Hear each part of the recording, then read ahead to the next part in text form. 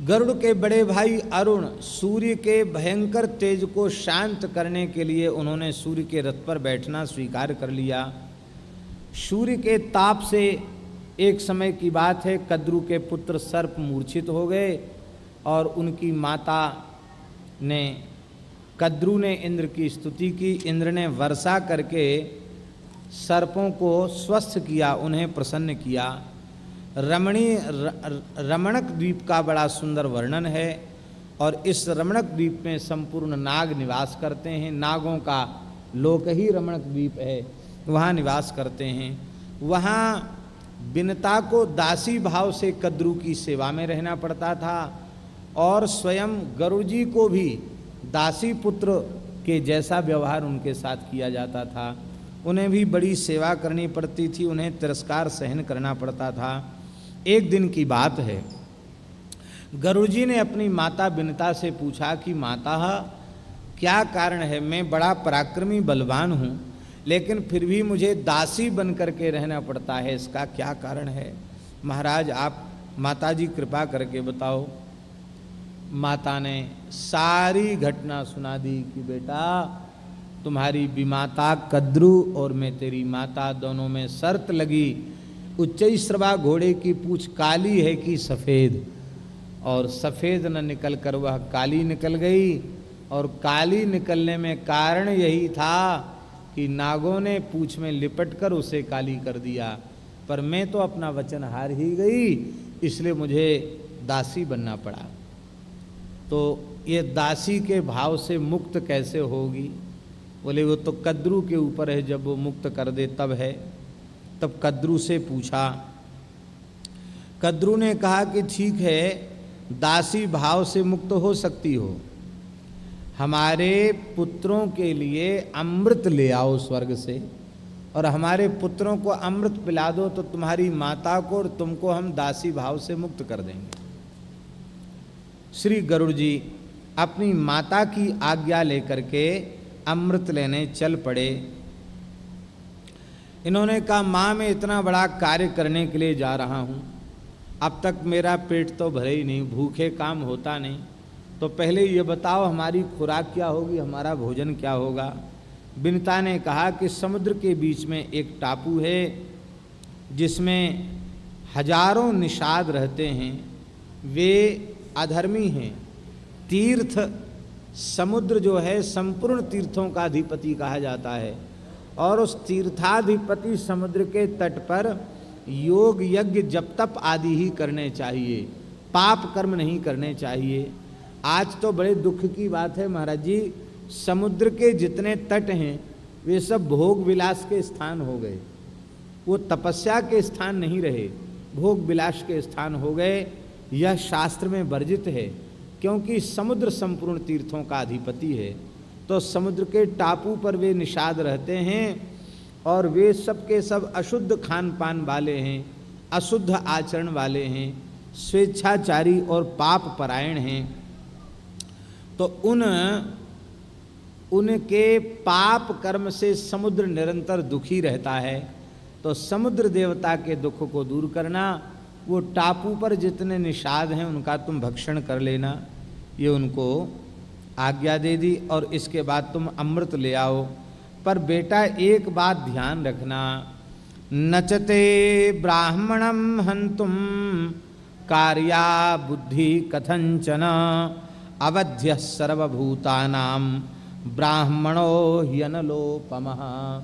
पर बेटा ध्यान रखना, ब्राह्मण का वध किसी भी स्थिति में तुम्हारे द्वारा न हो जाए, क्योंकि ब्राह्मण अवध्य है, जलती हुई अग्नि के समान है। बहुत ध्यान से सुने, एक महात्मा ने ऋषिकेश में कहा था, स्मरण में होगा, उन्होंने कहा भैया अग्नि तो अग्नि है, अरे भाई हवन की अग्नि ना हो, चिता की अग्नि हो तो हवन की अग्नि ही जलाएगी, चिता की अग्नि नहीं जलाएगी, ऐसा तो नहीं है। हवन की अग्नि भी जला देती है, चिता की अग्नि भी जला देती है। तो जो नाम मात्र का ब्राह्मण है वो चिता की अग्नि के समान है, लेकिन उस ब्राह्मण का भी तिरस्कार सारे पुण्यों का नाश कर देता है। और जो पवित्र आचरण वाले विप्र धर्म में प्रतिष्ठित ब्राह्मण हैं, वे तो हवन की अग्नि के समान हैं, वे तो सदा आदर के पात्र ही हैं, पूजा के पात्र हैं ही। अग्निरर्को विषम शास्त्रम विप्रो भवति कोपितः गुरुर्हि सर्वभूतानां ब्राह्मणः परिकीर्तितः। लिखने योग्य पंक्ति है, गुरुर्हि सर्वभूतानां ब्राह्मणः परिकीर्तितः। संपूर्ण प्राणियों का गुरु ब्राह्मण है। कुपित हुआ ब्राह्मण अग्नि, सूर्य और विष और शस्त्र इनसे भी भयंकर होता है। ब्राह्मण को समस्त प्राणियों का गुरु कहा गया है, इसलिए ब्राह्मण अत्यंत आदरणीय है। तुम्हें क्रोध भी आ जाए तो भी ब्राह्मण की हिंसा नहीं करना। सते तात न हंतव्य संक्रुद्धे नापि सर्वथा, इसलिए बेटा उसका वध नहीं करना। ब्राह्मणानाम अभिद्रोह न कर्तव्य कथंचन नह्येवं अग्निर्नादित्यो भस्म कुर्यात् तदा नघ। कहते ब्राह्मण से द्रोह मत करना। क्रोध आने पर भी अपराधी को जिस प्रकार से ब्राह्मण जलाकर भस्म कर देता है, अग्नि और सूर्य भी इस प्रकार से जलाकर भस्म नहीं करता। ब्राह्मण के चिन्हों से, लक्षणों से तुम ब्राह्मण को पहचान लेना और उसका वध नहीं करना, क्योंकि भूतानाम अग्रभूर विप्रो वर्णश्रेष्ठः पिता गुरुः। यह ब्राह्मण समस्त प्राणियों में अग्रज है, सब वर्णों में श्रेष्ठ है, इसलिए सबके पिता के तुल्य है और गुरु के तुल्य है।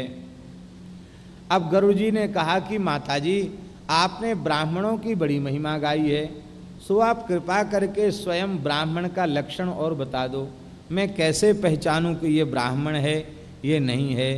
ब्राह्मण देखने में कैसा लगता है, उसके लक्षण कैसे हैं, इसलिए माताजी आप ब्राह्मण के संबंध में बताओ। माताजी ने बड़ा सुंदर लक्षण बताया कि तुम्हें भूख बहुत है, अब कथनचित कोई तुम्हारे मुख में चला गया और धोखे से वह ब्राह्मण हुआ तो ब्राह्मण हुआ तब क्या करोगे? बोले तुम्हारे कंठ में धधकते हुए अंगार के समान जलन होने लग जाए तो समझ लेना धोखे से समूह में ब्राह्मण हमारे भीतर चला गया, तुरंत उसको उगल देना, उसको मत खा जाना। हाँ, नहीं तो दोष लग जाएगा तुमको। दहे दंगारवत पुत्रोत्तम विद्या ब्राह्मण सभम, उसको ब्राह्मण समझना, जो जलते हुए अंगार के समान कंठ में जलन करने लग जाए वो ब्राह्मण है। विप्रस्त्वया न हंतव्या संक्रुद्धेनापि सर्वथा, क्रोध करने पर भी ब्राह्मण का, क्रोध में आकर भी ब्राह्मण का वध नहीं करना। जठरे न चजीरियेत यस्तम जाने ही द्विजोत्तमम, जो तुम्हारी जठराग्नि में पहुँच करके भी न जले उसे तुम उत्तम ब्राह्मण मानना। इस प्रकार से कह करके और विनता ने आरती का थाल सजाया और अपने पुत्र का मंगला शासन किया। ये मंगला शासन की बड़ी पुरानी परंपरा है।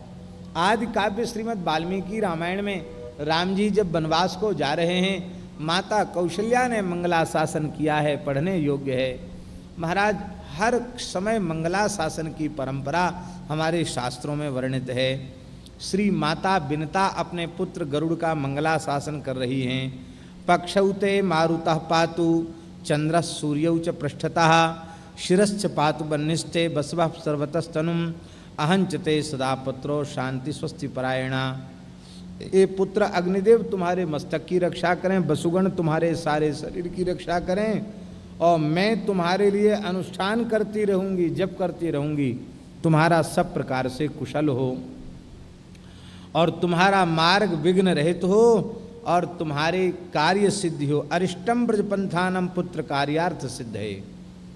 इस प्रकार से जिसकी माता अपने पुत्र की सेवा से प्रसन्न होकर अपने पुत्र का मंगला शासन करती हो, आशीर्वाद देकर कहीं भेजती हो, उस बालक का कहीं भी अनिष्ट नहीं हो सकता। उस बालक का तो निश्चित ही उसका कल्याण होना, इसमें कोई संदेह नहीं है। बोलो भक्तवत्सल भगवान की जय। श्री गरुड़ जी महाराज वहाँ से चल पड़े। बड़े वेग से गरुड़ जी महाराज चले और जैसा कि माता जी ने कहा था, समुद्र के टापू पर पहुँच करके एक निषादों का भक्षण किया। उसी समय एक ब्राह्मण भी भार्या के सहित गरुड़ जी के कंठ में चला गया।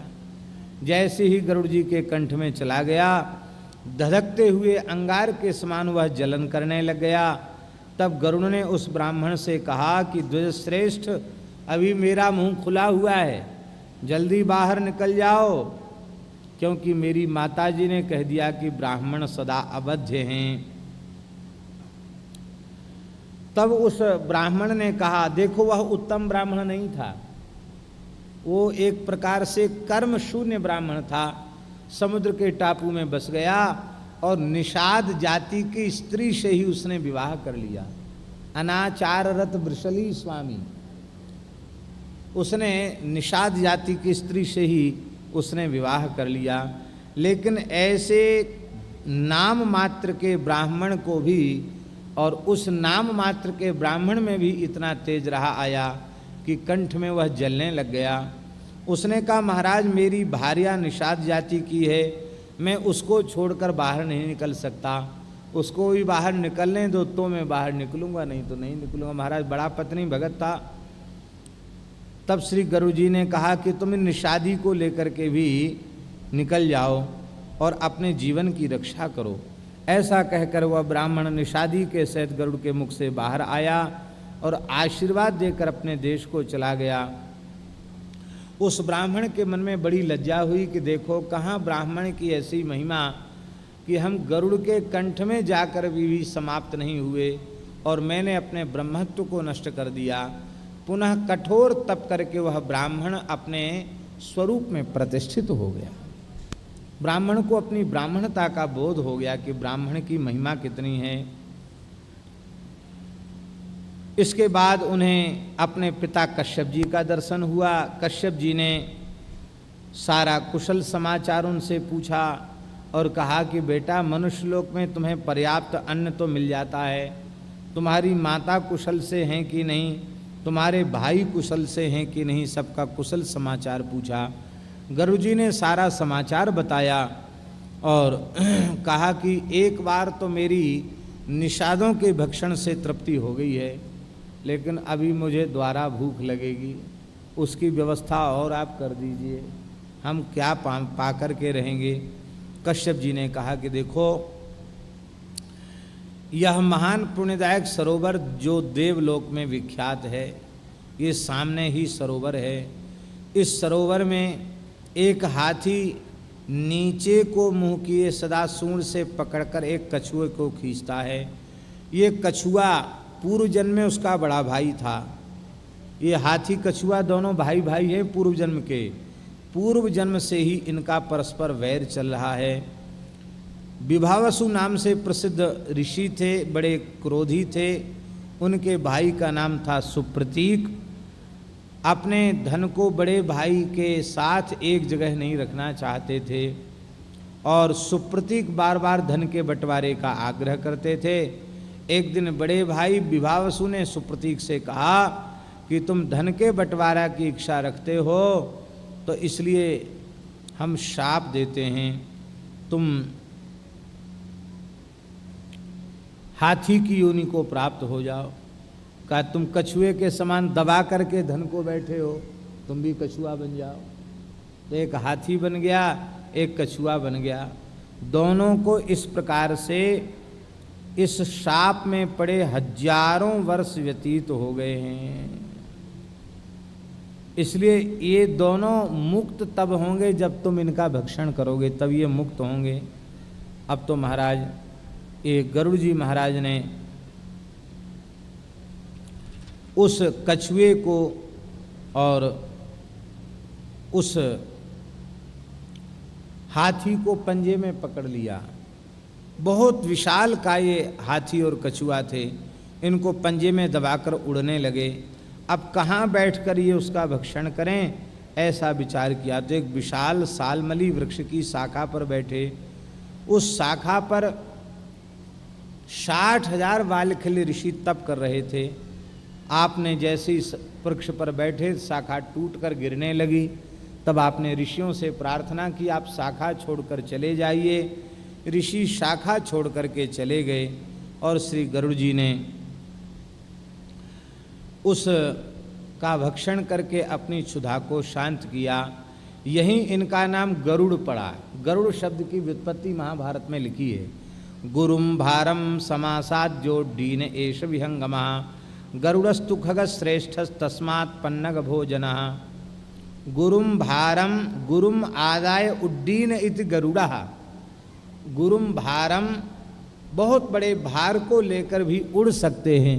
गुरुम भारम उड्डीन, उड्डीनः इति गरुड़ा, जो बहुत बड़े से बड़े भार को लेकर उड़ सकते हैं, इनका नाम गरुड़ है। बोलो श्री गरुड़ जी महाराज की जय। इस प्रकार से उन्होंने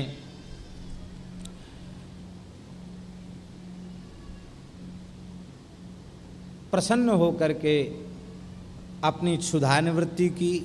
और महर्षि कश्यप ने कहा कि बेटा बड़ी कृपा हुई, बालखिल्यों के कोप से तुम बच गए, क्योंकि एक बार इंद्र के द्वारा भी बालखिल्य ऋषि का अपमान हो गया था।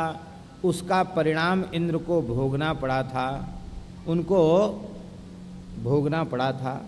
बोले महाराज कथा सुनाइए, ये कैसी कथा है, कैसे इंद्र ने इनका अपमान किया। एक समय की बात है, बालखिल्य ऋषि जिनका आकार इस अंगूठे के ऊपरी भाग के बराबर है, इतने बड़े हैं, अंगुष्ठाग्र के समान ही उनका इतना बड़ा, आधा अंगुष्ठ इतना ही उनका लंबाई चौड़ाई इतनी ही है इनकी। उसी में अचला पहनते हैं, लंगोटी लगाते हैं, आड़बंद पहनते हैं, उनके जटाजूट भी हैं। कैसे लगते होंगे आप विचार करो, कितने सुंदर लगते होंगे। उनकी संख्या है 60,000। बड़े ब्रह्म तेज से संपन्न महात्मा हैं, बड़े तेजस्वी हैं। और वे कश्यप जी के यहाँ वेद पढ़ते थे। तो गुरु जी के यज्ञ के लिए समुधा लेने गए थे, तो पलाश की एक छोटी सी टहनी डाली, एक पतली सी लकड़ी उनके लिए तो बड़ा भारी लक्कड़ था। तो वे 60,000 एक छेवले की लंबी लकड़िया को लाद करके और खूब वेग पूर्वक ला रहे थे। इस तमाशे को देख करके इंद्र को हंसी आ गई और इंद्र हंसने लग गया। और महाराज एक और आश्चर्य हुआ, इंद्र हंसते हुए अपने विमान से उनको लांघ कर आगे बढ़ गए। इससे महर्षि को बड़ा क्रोध हुआ और उन्होंने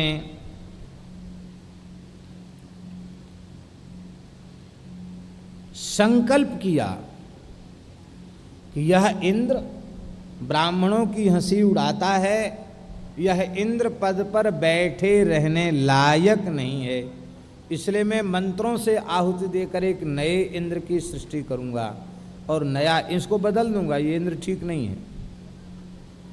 जो शौर्य और वीर में इस इंद्र से 100 गुना बड़ा होगा, ऐसा इंद्र प्रकट करूंगा। यह सुनकर के इंद्र को बहुत संताप हुआ। कश्यप जी की शरण में गए और कश्यप जी ने जो है सत्यवादी महर्षि बालखिल्यों ने ऐसी ही बात कही है। यह कर कर कश्यप जी ने उनको समझाया कि हे तपोधन ऋषियों, आपने जो संकल्प किया है इंद्र को बदल देने का, उसे आप लोग छोड़ दीजिए, क्योंकि ब्रह्मा जी की आज्ञा से यह इंद्र बनाए गए हैं। आप लोग दूसरा इंद्र मत बनाइए, इससे ब्रह्मा जी की बात झूठी हो जाएगी। यह इंद्र आपकी शरण में आए हैं, आपके पास भिक्षुक बनकर आए हैं। प्रसादः क्रीताम अस्य देवराजस्य याचता, इनके ऊपर आप कृपा कीजिए। तब बालखिल्यों ने कहा, यह अनुष्ठान इंद्र के लिए हुआ और आपका यज्ञ समारोह संतान के लिए अभीष्ट था, इसलिए इस यज्ञ फल का कर्म आप ही स्वीकार करें। इस प्रकार से उन्होंने उसको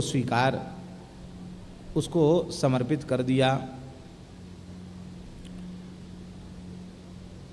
और उसी के फल स्वरूप, ध्यान दें, इसी बालखिल्य ऋषियों के आशीर्वाद के फल स्वरूप कश्यप जी को 2 पुत्रों की प्राप्ति हुई, एक अरुण और एक गरुड़। इंद्र से 100 गुना अधिक बलवान इंद्र पैदा करना चाहते थे, तो इंद्र से भी 100 गुना अधिक बलवान गरुड़ जी और अरुण जी प्रकट हो गए। ये है उनकी महिमा, इतने बड़े महापुरुष ये हुए। इसलिए बेटा न चावमान्या दर्पाते बाघ वज्रा भृष को पिना, इन ब्राह्मणों के पास हथियार नहीं होता, इनकी वाणी ही वज्र है। इसलिए बाघ वज्र ब्राह्मणों से सदा बच कर के रहना, इनका कभी तिरस्कार नहीं करना, इस प्रकार की उनको आज्ञा दिया। और इसके बाद गरुड़ जी का पक्षीराज पद पर अभिषेक किया गया, वे पक्षीराज पद पर अभिषिक्त हो गए। महाराज जैसे ही स्वर्ग में गए और जाकर के वहाँ आपने अमृत के कलश को लेने का विचार किया। देवता युद्ध करने के लिए आ गए, किंतु गरुड़ जी की चोंच से, पंजों से, नखों से वे घायल हो गए। धूल से वहाँ का वातावरण आच्छन्न हो गया। और इसके बाद इंद्र ने वायु को आज्ञा देकर धूल वहाँ से हटा दी। और अब तो देवता अस्त्र शस्त्रों के द्वारा गरुड़ जी को पीड़ित करने लगे। गरुड़ जी अनंत आकाश में उड़ गए और संपूर्ण देवता अपने अस्त्र शस्त्र एक साथ गरुड़ जी के ऊपर बरसाने लगे। लेकिन गरुड़ जी तनिक भी विचलित नहीं हुए। अपनी छाती, पंजा और पंखों की मार से ही उन्होंने देवताओं को घायल कर दिया, उन्हें गिरा दिया। देवता बेचारे इधर उधर भागने लगे, उनके शरीर से रक्त बहने लग गया। पराजित होकर के देवता भागे। रुद्रों ने दक्षिण दिशा की शरण ग्रहण कर ली, वसुओं ने भी भागकर अपने प्राण बचाए। और महाराज आदित्यगण पश्चिम दिशा की ओर भाग गए, अश्विनी कुमारगण उत्तर दिशा की ओर भाग गए। इस तरह से गरुड़ जी ने अकेले ही सबको समाप्त कर दिया। यक्षों के साथ भी युद्ध किया। और इसके बाद वे जहाँ अमृत रखा था वहाँ पहुँच गए। महाराज अमृत के चारों ओर अग्नि का परकोटा था, अग्नि की लपट जलती रहती थी। आपने मुख में जल भर करके उस अग्नि को अपने शरीर में 1100 मुख प्रकट करके नदियों का जल पी लिया और बड़े वेग से जलती हुई अग्नि के ऊपर 1000 मुखों से जल डाला। वो संपूर्ण अग्नि बुझ गई। अग्नि को बुझ करके छोटा रूप धारण करके वह आगे बढ़ गए और उस स्थान में पहुंच गए जहां अमृत था। वहां एक मंत्रमय यंत्रमय चक्र वो अमृत कलश के चारों ओर घूमकर उसकी रक्षा कर रहा था। उसकी धार बड़ी तीखी थी। आपने अपनी चोंच से उस यंत्र के, उस चक्र के भी टुकड़े टुकड़े कर डाले और एक क्षण में ही अत्यंत अणुमात्र शरीर धारण करके उस चक्र के मध्य से प्रविष्ट होकर वे भीतर प्रवेश कर गए। और वहाँ पहुँचने के बाद 2 सर्प उसकी रक्षा के लिए नियुक्त थे। उनके नेत्रों को आपने फोड़ दिया, उनको समाप्त कर दिया और अमृत का कलश लेकर के वे वहाँ से चल पड़े। उस समय गरुड़ जी का यह दिव्य पराक्रम देख करके देवता भी भयभीत हो गए। सब लोग उनके पराक्रम को देख करके आश्चर्यचकित हो गए। देखिए, बहुत ऊंची बात बताने जा रहे हैं हम। इतने अमूल्य अमृत को इतने परिक्रम और पुरुषार्थ के द्वारा उन्होंने प्राप्त किया, तो स्वाभाविक था पहले खुद थोड़ा सा पी लेना चाहिए था। लेकिन गरुड़ जी इतने निर्लोभ कि उन्होंने अमृत की एक बूंद भी नहीं पी। लोभ पाश जेहि गर न बंधाया, सो नर तुम समान रघुराया। लोभ पाश,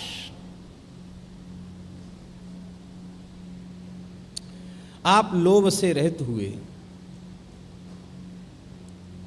ध्यान दें, बहुत ऊंची बात।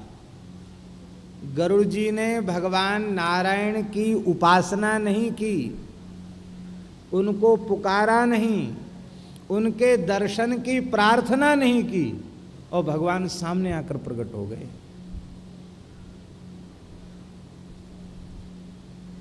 विचार की बात है। भगवान की प्राप्ति से ही जीवन जन्म की सफलता है। और गरुड़ जी चाहे नहीं, कोई साधना नहीं की, कोई उपासना नहीं की, और भगवान बिना बुलाए गरुड़ जी के सामने चतुर्भुज रूप में प्रकट हो गए। और अपनी ओर से भगवान ने गरुड़ जी से संवाद किया, बातचीत की। क्या कारण था? कारण स्पष्ट है, गरुड़ जी की निर्लोभता से भगवान रीझ गए।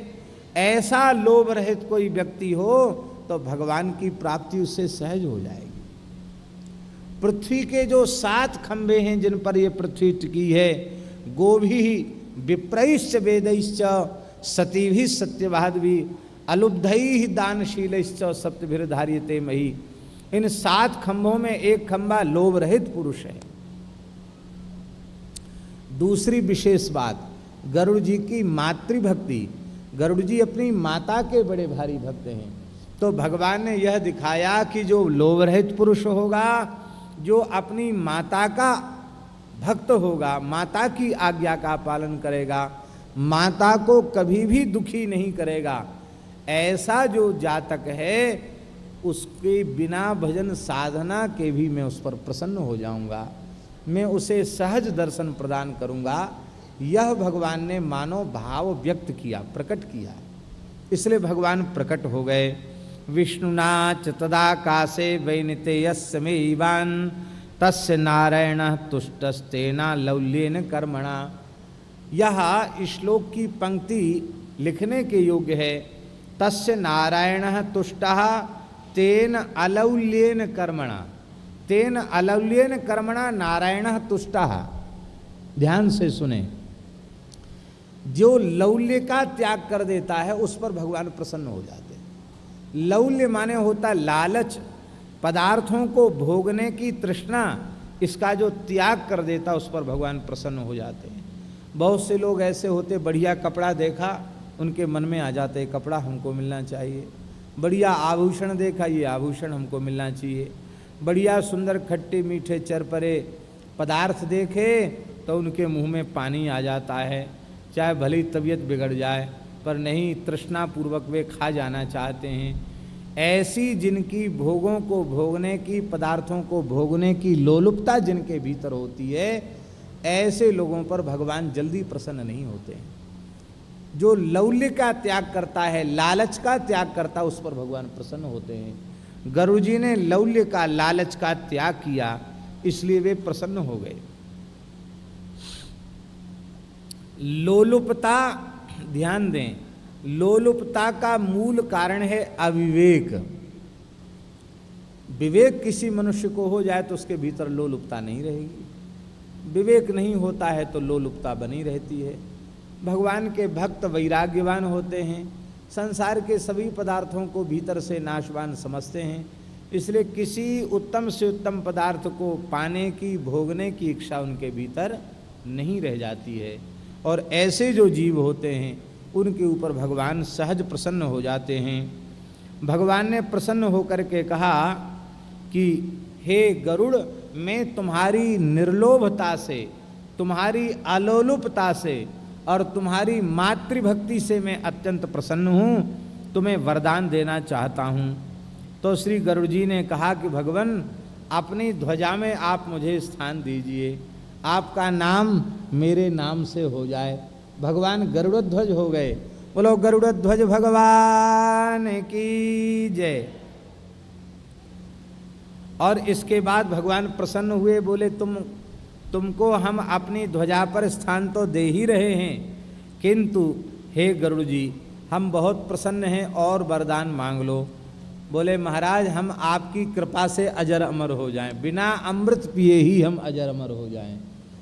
अजर अमर क्यों होना चाहते? बोले सदा सर्वदा आपकी सेवा में रहें, इसलिए हम अजर अमर होना चाहते हैं। अब तो वे प्रसन्न हो गए। और फिर इसके बाद गरुड़ जी ने भगवान विष्णु से कहा कि हे प्रभु, आपने मुझे अपना सखा बनाया है। भगवान ने दास नहीं बनाया गरुड़ जी को। कहा तुम इतने बलवान हो कि तुमसे हमारा हाथ मिलाने का मन कर रहा है। अन्न ही सब जीवों का प्राण है, अन्न से पोषण प्राप्त होता है और राज्य का पालन करने वाला राजा मनुष्यों के लिए धारण पोषण करने वाला होता है। इसलिए मनुजी महाराज का वाक्य है 10 श्रोत्रिय समो राजा इत्येवं मनुरब्रवीत। लिखने योग्य पंक्ति है 10 श्रोत्रिय समो राजा इत्येवं मनुरब्रवीत। मनु जी ने कहा 10 श्रोत्रिय वैदिक धर्मनिष्ठ ब्राह्मणों के समान एक राजा होता है। धर्मात्मा यदि राजा हो तो मूर्धाभिषिक्त राजा 10 श्रोत्रिय ब्राह्मणों के तुल्य होता है। इसलिए मूर्धाभिषिक्त राजा का वध करने पर भी ब्रह्महत्या लगती है वह क्षत्रिय, लेकिन उसको मारने से ब्रह्महत्या लगेगी। जैसे कार्तवीर्य अर्जुन का परशुराम जी ने वध किया तो उनके पिता महर्षि जमदग्नि ने कहा कि तुम ब्रह्महत्या का प्रायश्चित करो, क्योंकि तुमने एक मूर्धाभिषिक्त राजा का वध किया। क्योंकि राजा के द्वारा ही यज्ञ धर्म की, यज्ञ संस्कृति की रक्षा होती है, ब्राह्मणों की रक्षा होती है, तपस्वियों की रक्षा होती है, वर्णाश्रम धर्म की स्थापना होती है। इसलिए राजा को धर्म का मूल कहा गया। बेटा ये तुमने ठीक नहीं किया। उसने कहा पिताजी अब जो होना था सो हो गया, मेरी बात तो झूठ होगी नहीं, क्योंकि मैं कभी झूठ बोलता नहीं, इसलिए मेरी बात झूठ हो नहीं सकती। अब जो होना था सो हो गया। तब कहा बेटा चलो कोई बात नहीं, जो हुआ सो हुआ, कम से कम राजा को तो हम सावधान कर दें। अपने गौरमुख नाम के शिष्य को उन्होंने आज्ञा दी और वो गौरमुख नाम का शिष्य गया, राजा परीक्षित को श्राप की सूचना दी। अपने पुत्र को उन्होंने कहा कि सत्वम शम परो भूत्वा वन्यमाहारमाचरन् चरक क्रोध में महत्वा नैवम धर्मम प्रयाससी। बेटा अब तुम क्रोध का त्याग करके कठोर तप में लग जाओ, और इस नहीं तो तुम्हारे धर्म की बड़ी हानि होगी। क्रोधो हि धर्मम हरति यतीनाम दुख संचितम ततो धर्म विहीनानाम गतिरिष्टा न विद्यते। ये जितने भजनानंदी लोग हैं, योग यज्ञ जप तप साधन तीर्थ यात्रा आदि करने वाले लोग हैं, जितने उत्तम कल्याण के साधन करने वाले हैं, इन सब का सबसे बड़ा डकैत क्रोध है। तपस्या करने में, उपवास करने में बड़ा कष्ट सहन करना पड़ता, साधन करके पुण्य का अर्जन करने में बड़ा कष्ट सहना पड़ता है, और उस सारे पुण्य का हरण क्रोध एक क्षण में कर लेता है। भजन साधन को चौपट कर देता है, नष्ट कर देता है। इसलिए क्रोधो ही धर्मम हरति यतीनाम दुख संचितम। इन यतियों का, विरक्तों का, संतों का सारा धर्म कर्म पुण्य उसको चोरी क्रोध ही कर लेता है। और जब धर्म, सारे धर्म कर्म की चोरी क्रोध कर लेता है तो वह साधक धर्म विहीन हो जाता है। क्रोधी मनुष्य धर्म विहीन हो जाता है, फिर उसकी अधोगति हो जाती है। इसलिए क्रोध करने वाला दूसरे का बुरा नहीं करता, क्रोध करने वाला पहले अपना बुरा करता है। क्रोध ही सारी तपस्या को नष्ट करने वाला है। इसलिए धर्मात्मा पुरुष को निश्चय कर लेना चाहिए कि हम किसी भी परिस्थिति में क्रोध नहीं करेंगे। क्रोध न करने का व्रत ले ले तो उसकी तपस्या निरंतर बढ़ती चली जाएगी।